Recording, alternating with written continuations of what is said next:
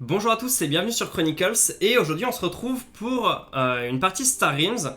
Donc comme je l'avais dit dans la dernière vidéo, l'idée c'était maintenant de faire une partie classée de Star Realms pour essayer de vous montrer comment ça se passe avec des vrais joueurs, etc. Donc l'idée c'est que dans la partie classée du jeu, on a l'arène, les challenges et les du coup nouvelles parties. Challenge, c'est si vous avez déjà un joueur en tête, notamment si vous avez un pote avec lequel vous voulez jouer. Dans ce cas là vous mettez son identificateur et vous le retrouvez, vous jouez avec lui. Arena, c'est un peu un truc à la Hearthstone, en fait, dans le genre où en fait, vous entrez pour un certain nombre de parties, et quand vous avez perdu un certain nombre de fois, si je me trompe pas, vous êtes sorti en fait. Et suivant votre nombre de victoires, avant d'être sorti, vous allez avoir plus ou moins de récompenses. Après, en fait, dans le principe Star Realms, vous avez direct toutes les cartes. Donc il n'y a pas grand chose à gagner à faire des arènes, etc. Donc en fait, ils mettent des récompenses, mais c'est du cosmétique un peu nul. Les récompenses n'ont absolument rien de motivant. Donc après, si vous avez envie de faire justement ce genre de truc là de roi de la colline, un petit peu en fait, de vous entrez et voilà, on verra si je me fais sortir ou pas, ce qui peut être un petit peu sympa. Go. Moi je tendance à plus faire nouvelle partie en fait. Parce que comme ça je m'engage pas sur combien de temps je compte jouer ou quoi que ce soit. Directement je joue une partie, je me prends pas la tête et hop là. Vous avez deux choix en fait, qui est le 48 heures par tour. Donc si vous avez pas trop le temps, que vous avez pas envie de passer genre du temps devant votre PC, etc. Ou que vous avez envie de faire des parties en différé avec des potes, ce genre de choses là, en fait le mode 48 heures est assez intéressant. Parce que en gros vous jouez votre tour, et puis vous fermez votre application, vous partez faire autre chose, et l'autre joueur il reçoit en fait votre tour, et il peut du coup il reçoit la petite notification que vous avez joué. Donc il regarde, ok, il joue son tour quand il veut dans les 48 heures, puis vous le renvoie, et du coup vous recevez la notification. Quand vous avez le temps, vous repassez, etc. Donc si vous n'avez pas trop le temps et que vous aimez bien genre voilà, juste jouer une fois de temps en temps mais pas plus, le mode 48 heures peut être un peu intéressant quoi.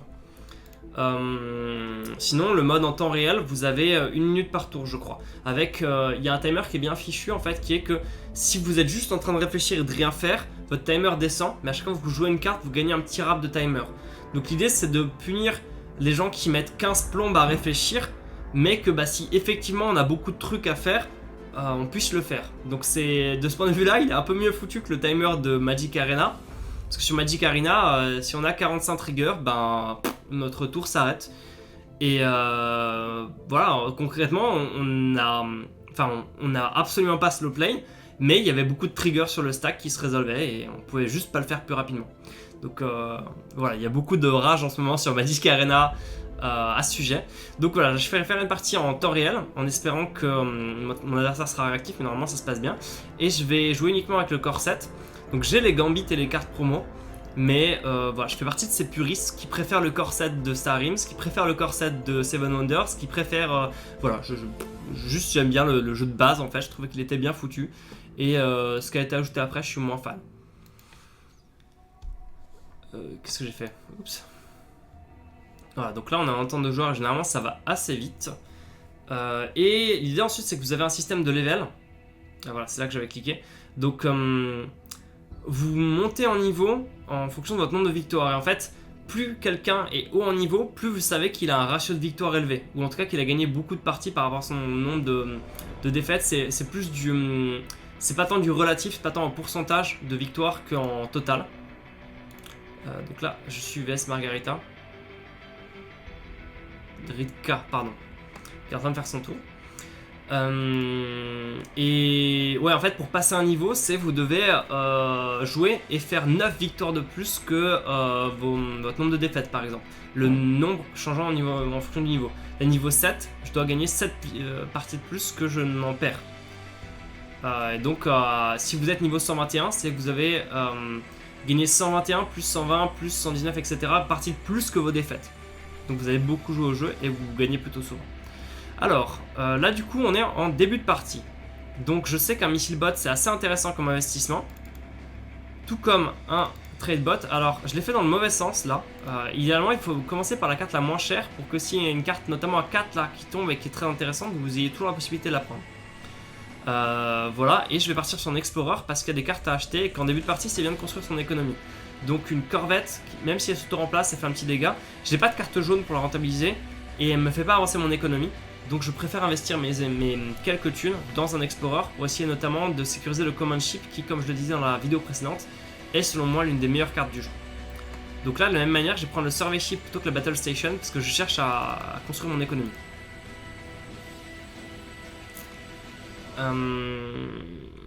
Ouais, en fait, il y a beaucoup de réflexions par rapport à quel stade, en fait, le tour critique en version Star Realms, qui est à quel stade est-ce qu'il faut passer dans l'agression. Et si les cartes en jeu le permettent, parfois on passe très très vite en mode agressif. Notamment là, si je commence à accumuler la frégate et la corvette, etc., ça peut aller vite. Mais souvent, en fait, il faut commencer par construire son économie, puis ensuite transitionner vers des dégâts. Donc là, il a pris la corvette. En fait, en voyant que j'avais pris ça, c'est assez intéressant de prendre la corvette pour juste m'intéresser dans le combo. Un truc qui fonctionne très bien comme combinaison, c'est les bases jaunes. Parce que les bases jaunes, en fait, se cumulent pour faire des dégâts. Et tant qu'elles restent, elles vont coller des dégâts à tous les tours. Donc ça m'est déjà arrivé de me prendre 2 bases jaunes en face. Alors il y a un gros débat entre qu'est-ce qu'on scrape en priorité entre les scouts et les vipers. Et moi je considère que c'est les vipers, vu qu'ils ne construisent pas notre économie. Mais si vous jouez un pack très agressif, ça peut être intéressant de faire le choix inverse. Ouais, donc les bases jaunes, on va avoir tendance à faire beaucoup de dégâts. Et vu qu'elles restent à tous les tours, si vous avez par exemple 2 bases jaunes qui font des dégâts et qui se regardent à chaque tour, donc qui activent leur combo de jaune, vous allez pouvoir coller énormément de dégâts à tous les tours sans rien faire. Ça fait super mal. Alors, là, je vais pouvoir jouer ça pour piocher une carte. Je vais pouvoir faire ma Recycling Station et je vais vouloir recycler. Pourquoi? Parce que ça va mettre une carte dans ma défausse pour le Missile Bot et pour le Trade Bot. Donc c'est vraiment un super deal. La Recycling Station, c'est une des meilleures bases parce qu'elle vous permet de vous débarrasser des cartes les moins bonnes de votre jeu et de piocher plus souvent les cartes les meilleures. Donc elle va avoir tendance à avoir un gros impact sur la partie. Là j'ai un choix qui est un peu cornélien, qui est que soit je pars sur encore plus de rouge pour vraiment affiner mon paquet, soit je pars sur la frégate, et je pense que je prends la frégate parce que ça me fera ma 4ème carte jaune contre 3ème pour les rouges, et que j'ai déjà 2 cartes qui m'affinent mon paquet, donc je suis déjà pas si mal. Ensuite je vais donc casser ça et avancer ça. Alors ma frégate tout comme mon Survey Ship ont une capacité de scrap, mais généralement elles sont intéressantes à activer soit quand vous êtes désespéré, soit quand vous êtes quasiment sûr de gagner. Donc notamment les fins de partie serrées, vous allez scraper tout ce qui est possible pour essayer de ne pas vous faire avoir en fait, tout simplement. Alors, qu'est-ce qu'il fait? Donc lui il fait partie de ces gens qui jouent leurs cartes une par une. Comme je le disais dans la vidéo précédente, si vous voulez être sûr de ne pas faire de bêtises sur l'ordre, c'est une bonne pratique.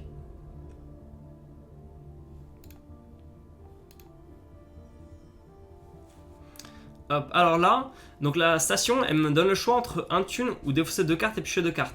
Je vais choisir la deuxième option parce que ça me permet plus rapidement de remélanger mon deck et piocher les 2 dernières cartes, et qu'au final, vu que je perds un dégât et je gagne un thune, c'est comme si je gagnais un thune, mais j'ai perdu un dégât dans l'opération, mais ça se compense avec le fait que je vais plus rapidement avancer vers mes cartes ici que j'ai achetées qui sont meilleures. Donc je pourrais partir là-dessus, mais j'ai pas beaucoup de base, donc ça aide mon économie. Mon adversaire a une base et 4 cartes bleues, donc lui par contre ça va l'intéresser, le yacht. La question se pose. C'est vrai que j'ai cruellement besoin de construire mon économie, et que là, vu qu'il a pris beaucoup de bleu, je vais pas réussir en fait à le prendre de vitesse avec mes jaunes, je pense. Donc je vais lui couper l'accès au yacht, qui sinon a un trop gros impact en fin de partie. Donc voilà, il y a beaucoup de choix qui sont un peu difficiles comme ça, et qui vont faire la différence entre les bons et les mauvais joueurs. Donc n'hésitez pas si éventuellement vous voyez des choix que je fais avec lesquels vous n'êtes pas d'accord, on pourra en discuter dans les commentaires. Donc là je continue sur ma lancée, j'ai mon Survey Ship, je vais pouvoir continuer à activer ma Recycling Station, à moins que 1, 2, 3, 4, 5, non quoi qu'il arrive ça ne me permettra pas d'acheter des bonnes cartes, donc je vais recycler et choper des très bonnes cartes, je suis très content d'avoir recyclé. Alors là, j'ai... Ah... alors ça c'est dommage parce que j'ai quand même 3 cartes qui ne font pas de thunes, donc j'ai pratiquement une chance sur 2 en virant ça pour piocher une carte, de piocher une carte qui ne fait pas de thunes, donc de ne pas pouvoir sécuriser mon command ship. Donc malheureusement je vais me contenter de tout jouer et de récupérer l'office. En espérant... donc j'aurais pioché l'Explorer, donc dommage, ça serait passé. Mais voilà, vu que c'était une chance sur 2 pratiquement, j'ai pas voulu le tenter de perdre une bonne carte pour peut-être avoir une bonne carte. Hop, là je vais continuer comme ça, je vire ces deux-là. Mon adversaire ne prend pas de dégâts et je suis en train du coup de choper énormément d'avantages sur ma station de recyclage. C'est assez plaisant. Je vais pouvoir prendre ça parce que de toute façon je vais la scraper assez rapidement juste pour essayer de sécuriser le vaisseau de commandement.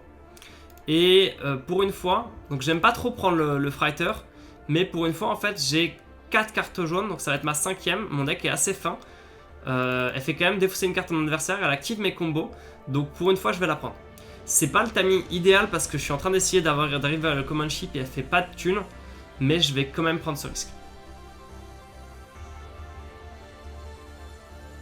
Ah, donc là il a chopé un Battle Cruiser, il a chopé pas mal de cartes, hein. Lui il est parti très late game et pour l'instant ça paye pas mal. Malheureusement, il va gagner des points de vie, affiner beaucoup son deck, donc il faut vraiment que j'arrive à faire des trucs. Oh mon dieu! Voilà, c'était exactement ce que je craignais. Donc là c'est un peu le scénario catastrophe où il est parti sur le late game, je suis parti plus sur l'early game, il m'a contré et ça lui rapporte un gros avantage. 1, 4, 5, 6, 7, 8. Je peux au moins sécuriser la base blob. Donc je vais choisir de ne pas activer la capacité du trade bot, de virer ça, passer à 8, récupérer ça et avoir encore un peu plus de dégâts. Ça devient moins intéressant de prendre le port parce que maintenant il n'y a plus grand chose qui coûte cher ici. Donc autant sécuriser des dégâts. Voilà, mon adversaire commence à gagner beaucoup de points de vie. Et ça va me coûter cher. Donc là c'est intéressant parce que on est quand même... j'ai pas mal joué au jeu. Donc je tombe pas forcément sur des tanches. Et là du coup il m'a contré ma stratégie. Donc c'est intéressant de voir que ça va être une partie serrée.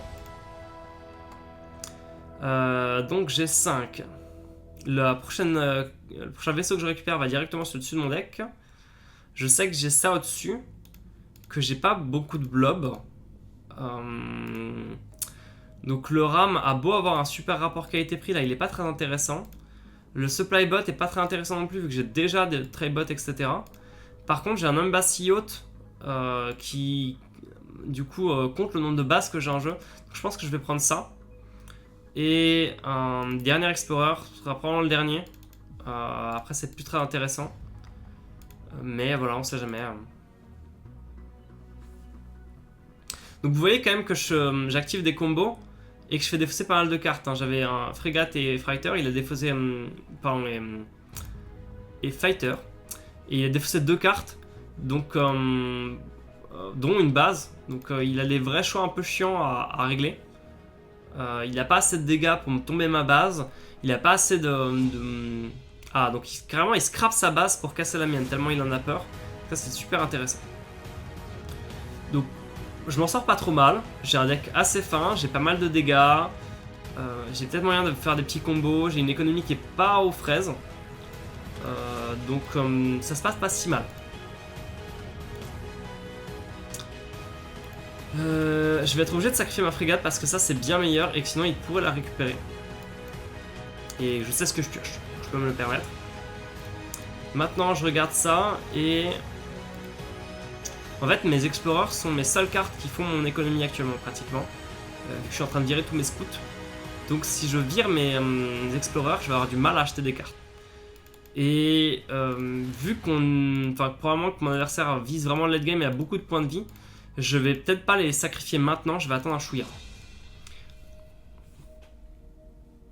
Alors faut que je fasse attention au timer à chaque fois qui se raccourcit. Et... En fait, l'idée c'est que vraiment on arrive à la fin du timer, on a perdu. Hein. Faut jouer dans les temps, point.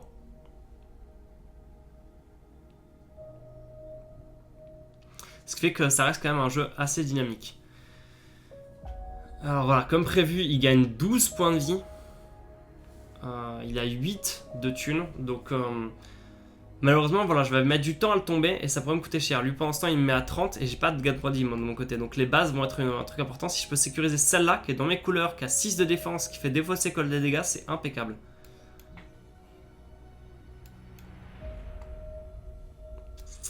Alors, malheureusement, je ne vais pas pouvoir la sécuriser. Si, j'ai mon Blob Word. Yes, j'ai mon trade bot. Donc je vais pouvoir... à ce stade-là, je vais...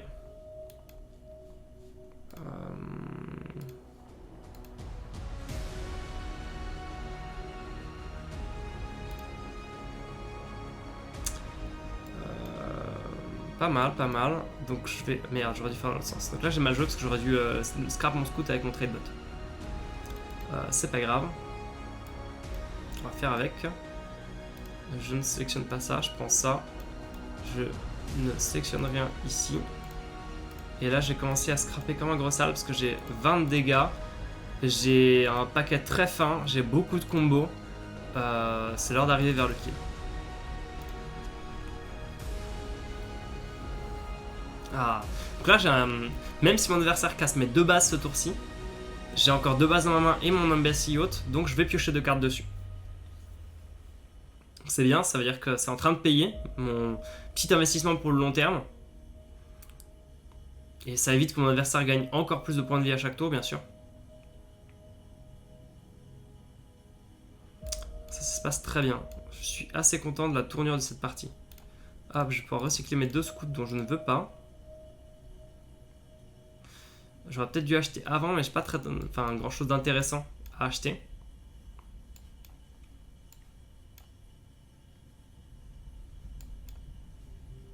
Je sais pas, je pioche cette blob, donc là le choix est facile.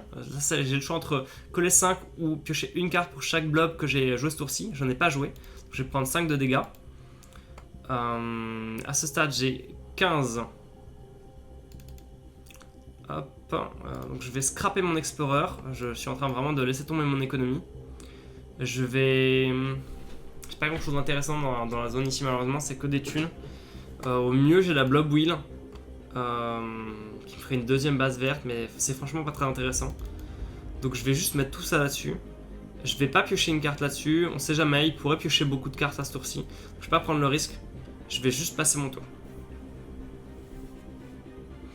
Donc là, j'avais un petit peu peur parce qu'il était parti sur un plan late game et j'avais pas pris assez de dégâts. Et j'ai eu un coup de mou, j'ai loupé le command ship. Donc il a quand même des cartes assez agressives, mais au final il est parti sur 3 couleurs différentes avec même un petit peu de blob. Donc il chope pas tant que ça ses combos, il a moins de bases que moi, j'ai réussi à sécuriser pas mal de bonnes cartes. Donc au final, je suis pas mal dans ma partie. Là j'ai 4 bases en jeu, une en main, il m'en reste... non il m'en reste pas, si une dans ma défausse. Ouais il vient de la casser, c'est pour ça. Donc voilà, j'ai pas mal de bases, j'ai pas mal de bonnes cartes, j'ai plus beaucoup de mauvaises cartes dans mon jeu, j'ai beaucoup de combos, je suis très resserré sur le jaune, donc je suis plutôt bien dans ma partie. Voilà, là il a du coup choisi d'aller jusqu'au bout, péter toutes mes bases. Mine de rien, il me fait une sortie assez fort là, sur ce tour-ci, il a pété 4 bases. Il rigole pas du tout. C'est pour ça que je vous disais que c'est une partie serrée, hein, parce que je pose 4 bases, je fais genre c'est quelque chose qui aurait brisé des parties dans beaucoup de situations. Et là, rien à carré, il me pète toutes mes bases et il me colle un bon million de dégâts, il me fait defacer une carte.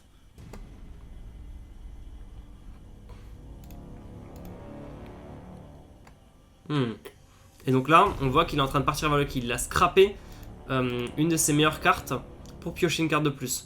Là il est en mode qui tout double. Et malheureusement ça paye totalement. Voilà, il me tue. Mais bien joué. Donc voilà, vous aurez pu me voir perdre en live sur Star Realms en mode classé.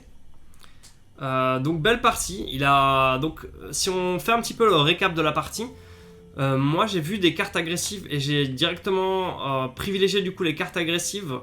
et je l'ai menacé extrêmement fort parce qu'il a failli y passer. Enfin voilà, et là c'était le tour qui tout double parce que j'avais beaucoup de dégâts dans ma main, je piochais d'autres cartes. Qu'il avait pas franchement de défense, que moi j'en piochais à tous les tours. Là, prochain tour, je lui faisais défausser 2 cartes au minimum. Donc j'étais vraiment en train de lui mettre une grosse pression. Lui, il a réagi en prenant énormément de cartes bleues.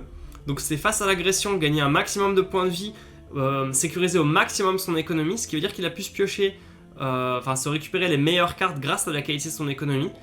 Et il a fini par remonter la pente ensuite en faisant des bons choix de cartes d'achat, mais aussi là, du coup, il a senti en fait vraiment le moment où c'était qui tout double, là ça devient trop chaud. Il a scrappé ses différentes cartes pour piocher, activer tous ses combos, il a pété toutes mes bases, il m'a tué. Donc belle partie. Et ça montre un petit peu en fait le type de stratégie qu'on va avoir à Star Realms, qui est vraiment une stratégie de deck building et de tempo, de à quel moment est-ce que je transitionne vers des dégâts, quelle carte est-ce que je priorise, enfin voilà, vraiment ce genre de questions là. J'aime bien au final ce genre de jeu là où c'est très intense, mais bah voilà, t'as genre 10 minutes intenses. Et après, bon bah c'est bon, tu débriefes, tu bois ta bière, tu découpes ton saucisson, enfin tranquille quoi. Et c'est des parties qui sont très rapides. C'est assez sympa en fait de se dire hop j'y vais, je suis à fond dans comment est-ce que je fais mon économie, mes choix, etc. Donc voilà, c'était un peu 2 vidéos pour vous présenter un jeu que j'ai vraiment beaucoup aimé, qui est pour moi l'un des meilleurs rapports qualité-prix que j'ai jamais eu dans, dans les jeux de cartes et les jeux de société. Et voilà, c'est un jeu que je vous recommande et je pense que c'est aussi la vocation de ce channel de vous faire découvrir des trucs un peu cool que nous on adore. Sur ce, merci à tous et on se retrouve dans les commentaires sur les réseaux sociaux, n'hésitez pas, et si vous voulez nous mettre un like, un follow, ce sera aussi un plaisir. Sur ce, à bientôt.